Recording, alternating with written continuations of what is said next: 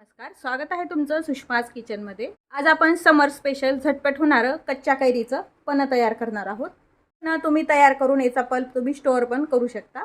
आपण कच्च्या कैरीचं पण तयार करायला सुरुवात करूया। रेसिपी शेवटपर्यंत बघा। रेसिपीला लाईक करा, तसेच शेअर करा। तुम्ही कैरीचे कोणते कोणते प्रकार तयार करता ते कमेंट करून सांगायला विसरू नका। आता आपण पण करायला हे कच्ची कैरी खिसून घेतली आहे। एक मीडियम साईजची गावरान कैरी ही खिसलेली आहे। थोडीशी आंबटसर कैरी आहे, ही तोतापुरी आंब्याची कैरी आहे। हे मिक्सरच्या भांड्यात घेऊया। तुम्ही खिसलेली न वापरता फोड करून पण वापरू शकता, बारीक फोडी करून पण साल काढून घ्यायचे। मात्र त्यामध्ये चवीपुरतं मीठ टाकून घ्यायचे। मध्ये जाड साखर टाकतो। कैरी कितपत आंबट आहे त्या प्रमाणात साखर वापरायची। ही जास्त आंबट आहे कैरी, त्यामुळे मी थोडी जास्त वापरतेय। असं काळं मीठ पावडर, यामध्ये असेल तर तुम्ही पुदिन्याची पानं पण टाकू शकता। वेलची पावडर भरपूर टाकून घ्यायची।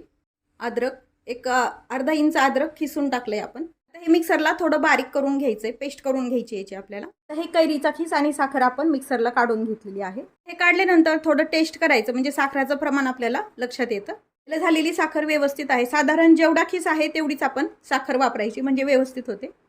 हा जो पल्प बनवलेला आहे तुम्ही मिक्सरच्या आईस ट्रे मध्ये टाकून याचे आईस क्यूब बनवून पण ठेवू शकता, किंवा मग एका बरणीमध्ये स्टोअर करून जेव्हा पाहिजे तेव्हा तुम्ही याचं पण तयार करू शकता।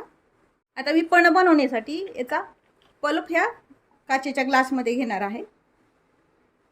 साधारण 1-2 चमचे मोठा घ्यायचा आहे। यामध्ये एकदम थंड पाणी टाकून घ्यायचं फ्रीजचं। तुमच्याकडे असतील तर तुम्ही आईस क्यूब पण टाकू शकता। थोडंसं मिक्स करून घ्यायचं। मी आधी म्हणल्याप्रमाणे पुदिना जर असेल तर पुदिन्याचे पानं पण याच्यात टेस्टी लागतं।